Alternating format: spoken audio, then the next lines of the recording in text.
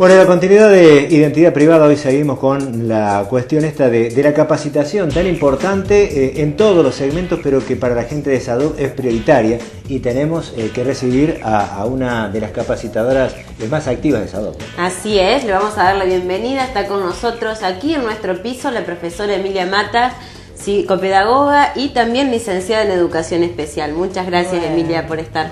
Gracias a ustedes por invitarme. No, vamos a comenzar entonces con la pregunta, pero vamos con la elemental. ¿Qué es capacitarlo, vamos a decir bien, a un docente? Bueno, a mí me gustaría ahí diferenciar un poquito esto de capacitar y de formar, porque abunda en los discursos pedagógicos, pero vale una distinción, ¿no? Cuando hablamos de capacitar, hablamos de un proceso por el cual alguien en forma activa, intencional y específicamente en el campo de la enseñanza, que es el campo de la educación y de la docencia, transmite, ofrece un grupo de medios, marcos teóricos, nuevas conceptualizaciones a otros. Pero cuando hablamos de formación, estamos hablando de la persona que se transforma, que puede incorporar, que puede ir cambiando su práctica en relación a ese proceso que enunciamos como capacitación. Esto nos hace pensar en un proceso dinámico, en un proceso activo, en un proceso intencional, con el objetivo claro que es trabajar el proceso de enseñanza y aprendizaje.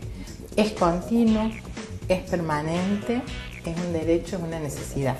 Emilia, es por justamente esta diferenciación que haces, que ya un docente del 2014 no puede quedarse con un magisterio, sino que necesita la formación. Sí, digamos que el magisterio pasó por distintas instancias, ¿no? Ya desde su terciarización, allá al principio de los 70, que un poco de alguna manera se empezó a pensar que el magisterio necesitaba más especialidad. Luego se agregaron años a la carrera, ¿no? Es como que siempre pareciera ser que no alcanza.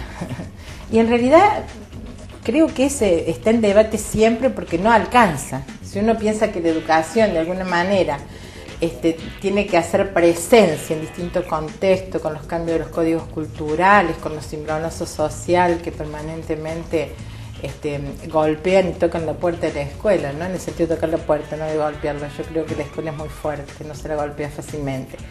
Pero, y el docente tiene que tener siempre nuevas respuestas. Por supuesto que la carrera de base y las teorías de aprendizaje nos van a informar las mejores maneras de abordar metodologías para enseñar a aprender, para el proceso de alfabetización, pero también hay una dimensión antropológica que tiene que ver con lo cultural y que es permanente y que es un devenir. Eso hace que el docente todo el tiempo tenga que repensar y volver a contextualizar su práctica. Adaptarse, digamos. Claro, cuando hablamos de contextualizar, hablamos de cómo se entrama lo social y lo epistemológico. Entonces, ese contexto todo el tiempo debe ser revisado. Emilia, supongamos desde el punto de vista práctico, cuando ustedes encaran la formación de un grupo o el acompañamiento técnico a un grupo de docentes en esto de la capacitación, ¿cuáles son las principales falencias que observan y que abordan? Bueno, digamos que hay distintos, dentro del territorio educativo, hay distintos campos de formación, ¿no? Nosotros, digamos, desde la mirada psicopedagógica nos interesa mucho el vínculo del docente, el niño y la disciplina. Y me parece que en esa triangulación es donde estamos trabajando casi en forma permanente, con distintos matices. El docente necesita en el aula comprender cómo aprende ese niño, por qué, desde qué lugar. Necesita conocer la lógica de la disciplina que va a enseñar. Y necesita un posicionamiento personal, ético, básicamente de confianza, en relación a sí mismo y a los niños que aprenden. Porque a veces el docente cree que los expertos saben más que él. Hay como un imaginario simbólico donde el docente siente que nunca va a poder saber todo lo que debe enseñar. Y en realidad el docente tiene que hacer un ejercicio de procesar su propia experiencia e incorporarlo como un saber. Porque es un saber que puede seguir aplicando todo el tiempo, pero es como que el docente muchas veces desconfía de eso en sí mismo, ¿no? De poseer ese saber. ¿Hay docentes que todavía se resisten a este proceso de aprender a enseñar? Yo no diría resistencia. Me parece que los docentes siempre quieren aprender. Creo que cuando uno habla del grupo docente, en realidad piensa en los docentes que masivamente acuden todo el tiempo a las capacitaciones. Quizás hay individualidades, quizás hay gente que le cuestan más receptar los cambios o tienen otros tiempos, o los paradigmas cambian tan rápidamente que no es la propia velocidad personal para aprender. Me parece que no tenemos que fijarnos los capacitadores tanto en esto, sino en convocarlos permanentemente y confiar en que la realidad haga lo suyo. La realidad les va a ir marcando la necesidad, digamos, ¿no? Licenciada, ¿quién es, a la hora de buscar responsabilidades, responsables, ¿no? ¿Quién es el principal responsable de la formación del docente?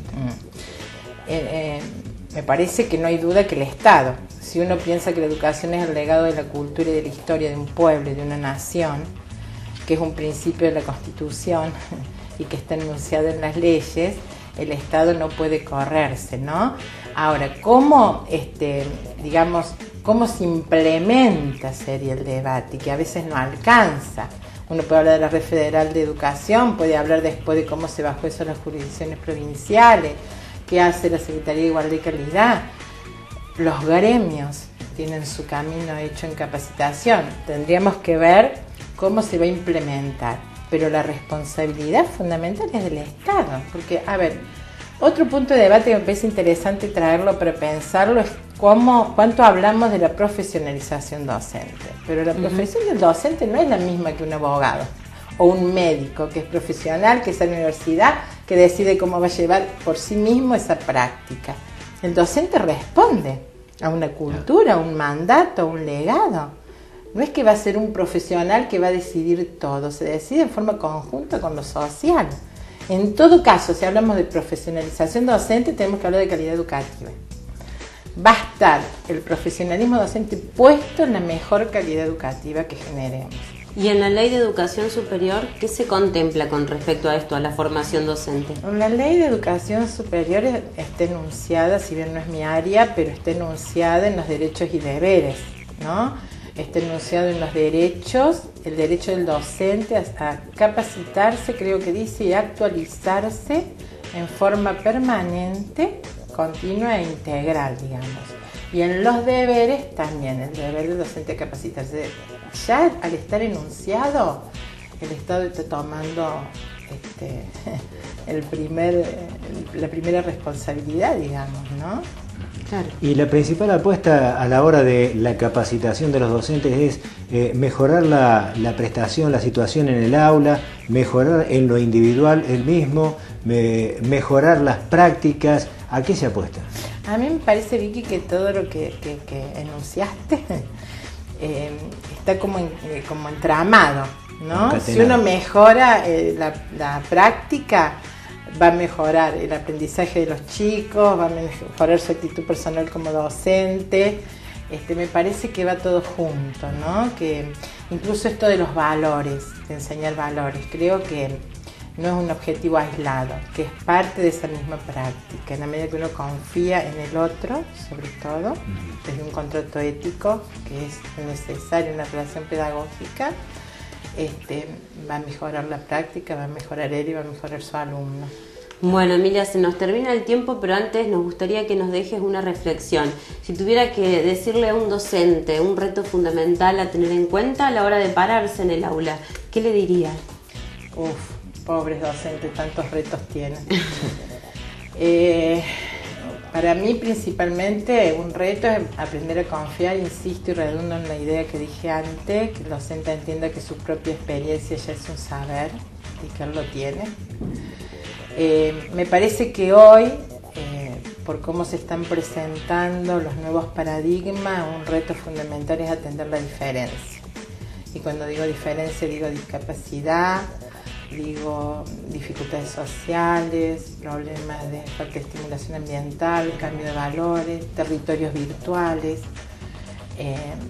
Me parece que el reto yo lo sintetizaría en esto, en la inclusión, la diferencia, como un campo nuevo, ¿no?, que está apareciendo en la escuela y que pareciera que no la alcanza para comprenderlo. Bueno. Con Emilia, la verdad que le hemos puesto un broche magnífico al tema que habíamos, a través de nuestra producción, el agente del SADOP, destinado para este programa. Así es, le agradecemos mucho por acompañarnos. No, por favor, a ustedes. Muy bien, la licenciada Emilia Matar, entonces, en Identidad Privada. Seguimos en el programa.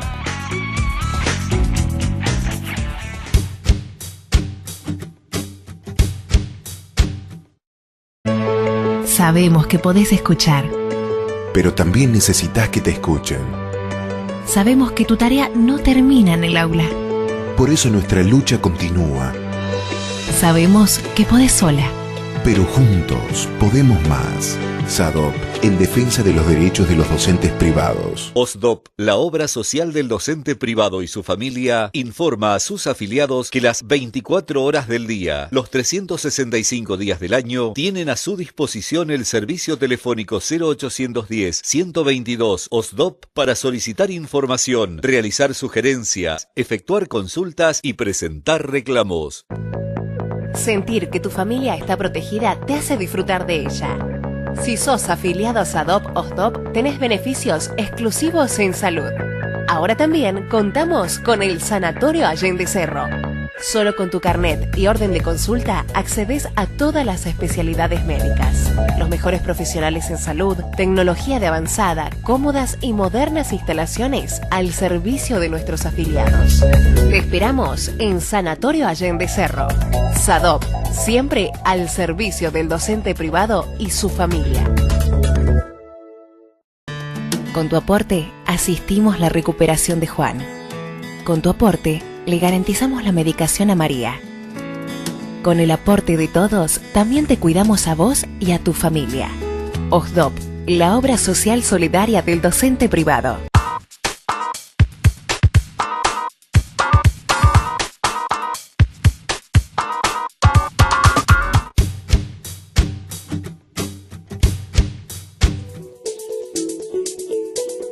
Bien, hemos llegado al final de otro programa de Identidad Privada. Esperemos que hayan sacado cuestiones en limpio, ¿no?, los docentes, respecto de la forma en que hemos encarado todo esto que tiene que ver con la formación de los docentes, la capacitación con especialistas en la materia. Claro, como coincidían todos nuestros invitados de hoy, ¿no? Lo fundamental que es hoy en día capacitarse y seguir avanzando en este tema de la formación docente. Bueno, pero en el final no queremos despedirnos sin recordarles que el próximo 9 de agosto vamos a celebrar, como todos los años lo hace SADOP, a lo grande, ¿no?, el Día del Niño. Así es, vamos a estar ahí con todos ustedes en el Super Park para compartir el mejor Día del Niño de todos. Ahora nos vamos a reencontrar con todos ustedes como siempre el próximo jueves 19:30 aquí por la pantalla de Canal C. Hasta la semana que viene.